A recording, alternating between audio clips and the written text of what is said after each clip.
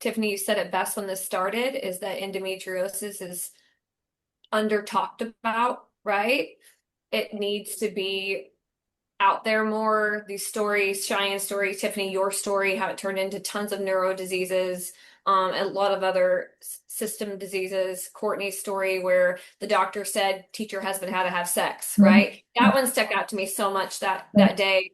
That makes me want to rage. I think that these words, that these things that we're being told, you know, need to be said out loud more and more. And if you have to stomp your feet and scream it where someone finally hears you, I think that that's what we do. We stomp our feet and we scream and we say what these doctors are saying, and we say it until we're finally heard. But the only way to change things is we have to unite. We have to say, no, you're going to listen to me. And if you won't, I'm going to find someone who will.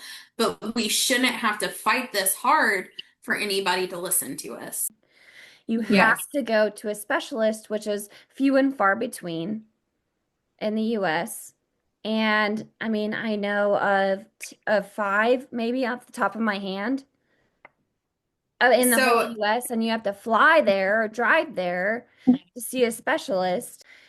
And then your hospital, well, you can run that through insurance, but you're still looking at probably like a $50,000 bill, which was mine oh, both times. minimum. Can't wrap my mind around it or understand why it is the way it is. When 1 in 10 women suffer from this disease, and it is so debilitating and so life altering, that why can't they open their eyes, do the research that's needed, have the funding? We can make, I mean, they fund other ridiculous things. Why can't we fund something that will actually make a difference in women's life Greed.